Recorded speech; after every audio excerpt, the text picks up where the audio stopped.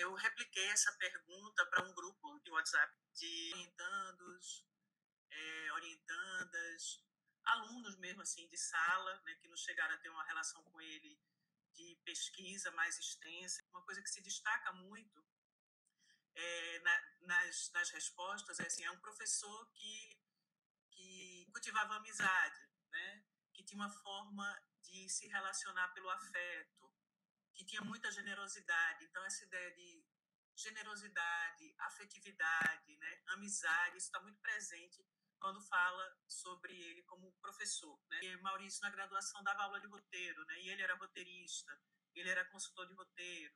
Então, também vai aparecer, olha, ele era um roteirista. Uma pessoa muito curiosa com relação, né, assim, à vida, né, tinha diversos interesses.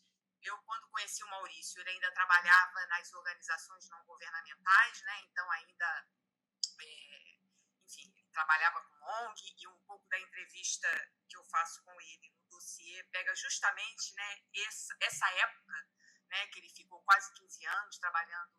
Ele fez parte do coral Garganta Profunda, né? Então ele também tinha essa dimensão teatral, de performance no palco. Então o Lissovsky, ele foi para nós, assim, mais do que um pesquisador e um professor, ele era um exemplo de um entusiasta daquilo que ele pensava e daquilo que fazia. Se você imaginar um intelectual que vibra ao pensar, que é feliz porque pode pensar, e que gesta o seu pensamento enquanto pensa, né, a ponto de ir se inflamando nas suas falas, né?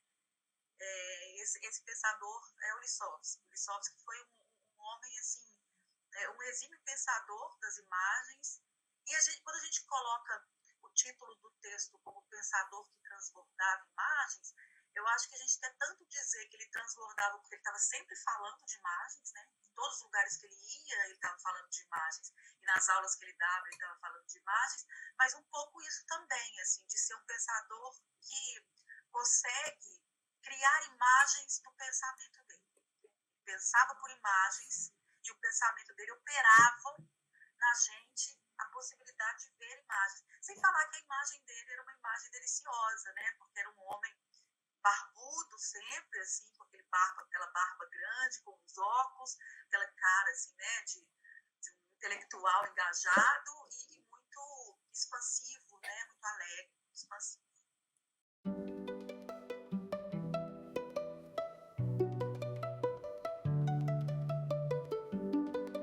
Quando vou falar do pesquisador, aí falam dessa ousadia criativa do pensar. Ele se apresenta no corpo docente da Escola de Comunicação do UFRJ como historiador, roteirista e redator.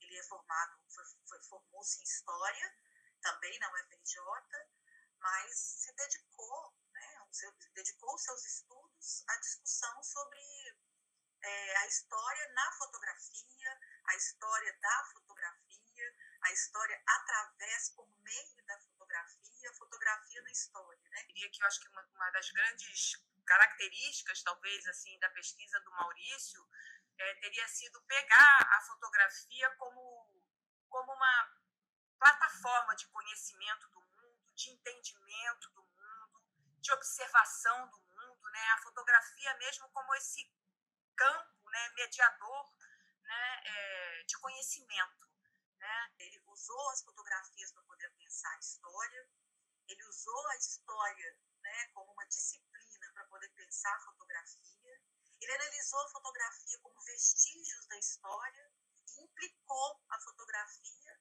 em acontecimentos históricos. Também fazendo análise de muita imagem de cunho artístico, né? Coisa mais artística e tal. Eu acho que, enfim, acho que atuava muito nesse campo amplo das ciências sociais e humanas, né? Mas dentro dessa coisa da cultura visual. Então, assim, eu acho que o Maurício ocupou um lugar singular, pelo menos dentro do pensamento da fotografia no Brasil.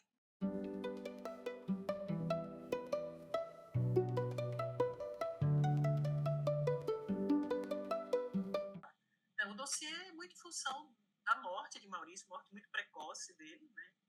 Então, Maurício faleceu com 64 anos, assim, tinha acabado de se aposentar e ele estava Ele estava com a perspectiva de agora eu só vou pesquisar. A Roberta Veiga, assim, estava empolgada mesmo, né, querendo, assim, fazer esse dossiê, e eu acho que o primeiro movimento foi dela, assim, e a gente, obviamente, abraçou a ideia. A gente propôs fazer um dossiê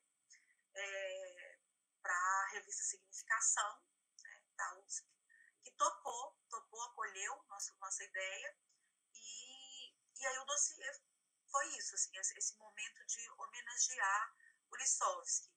A gente imaginava que ia ter muitos textos pensando as questões contemporâneas, como sempre tem e teve, mas o interessante é que o dossiê ele acaba fazendo um gesto assim também de olhar para a história um pouco do Lipovsky. Eu acho que tem um pouco essa vontade assim de juntarmos os pensamentos sobre o Lipovsky e o nosso carinho por ele para conseguir fazer do luto um espaço também de partilhamento, porque eu acho que o que aconteceu no momento é que todo mundo estava muito triste, muito consternado, porque para nós todos foi uma morte muito precoce, uma morte muito rápida. Então a gente queria, de alguma maneira, fazer com que o Lipovsky continuasse com a gente, reverberando com a gente. Pelo fato também de Maurício ter uma produção grande, né, na área da fotografia, uma produção singular, porque ele é um cara que vem da história, depois vai para a área da comunicação, então, com livros publicados, artigos publicados. Ele não é uma pessoa que replica o pensamento de alguns autores que são autores com quem ele dialoga, né? Tipo Walter Benjamin.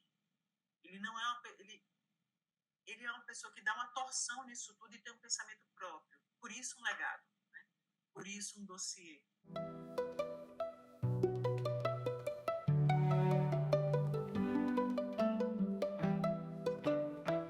O dossiê ele tem 3 partes. Uma parte tem a ver com os textos que são diretamente uma homenagem ao Lipovsky. Nessa parte, aqueles colegas de trabalho, ex-alunos ou alunas, que escreveram seus textos pensando mesmo em marcar uma relação com o Lipovsky e falar também do pensamento dele. O primeiro texto que abre o dossiê, que chama Abstração, Expropriação, Antecipação, Nota Genealógica sobre as Visões Maquínicas da Gestualidade, é um texto do próprio Lipovsky, com a Fernanda Bruno e o Ícaro Ferraz Vidal Júnior, que é um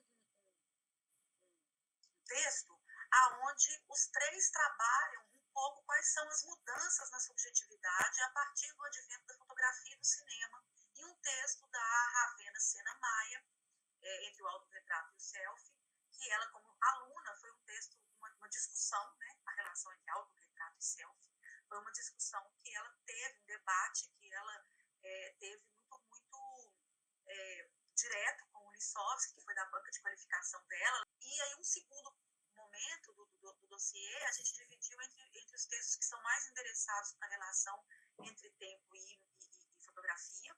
E aí eu acho que vem forte a tese do Lipovsky da máquina de esperar. A questão do Lipovsky principal seria quando você não precisa mais na fotografia, a fotografia não necessita mais de um tempo longo de exposição do objeto fotográfico para a fotografia, que a gente chama do instantâneo. Quando a fotografia se transforma no instantâneo, ele se pergunta, nesse gesto moderno da fotografia, para onde vai o tempo? E a resposta que ele nos dá é que o tempo ele está na espera do fotógrafo pelo momento do clique. É como se o mundo demorasse um pouquinho, um pouco aqui, para se fazer da maneira como ele queria, como ele quer capturar. Uma outra tese dele que também está presente no dossiê, e que essa parte do tempo se interroga, é sobre uma discussão importante de que a fotografia ela não é algo que tenha a ver só com o passado, mas era importante para o Lipovsky olhar que também na fotografia está o futuro, porque a fotografia, para o Lipovsky, ela olha para o futuro, ela almeja o futuro. Uma fotografia que hoje é olhada e vista de um jeito, amanhã ela desvela coisas que ela não desvelou hoje. Por isso que as fotografias nunca se esgotam, e a gente está sempre olhando as fotografias e vendo coisas que a gente não viu.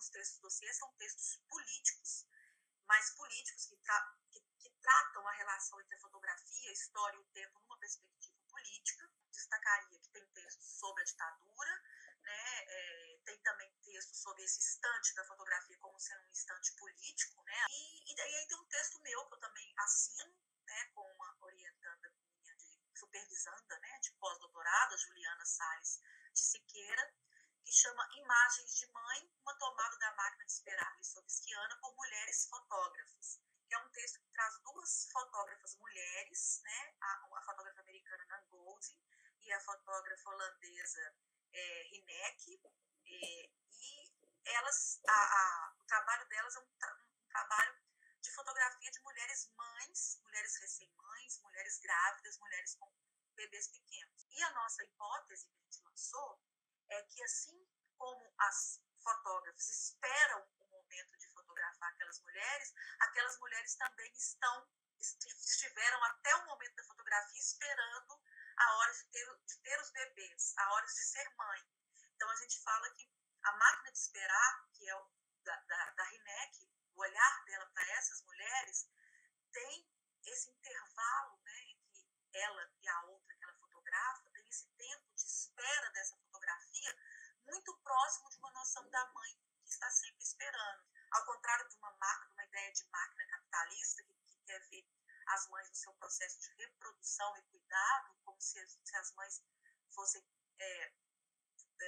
uma função da máquina capitalista, a máquina de esperar é aquela que traz a subjetividade de volta para as mães. Então tem um elemento político aí próprio ao feminismo, que é de construir uma subjetividade materna através das fotografias e da espera dessas fotógrafas por esse momento, que a gente faz a relação com o trabalho do Lisovsky.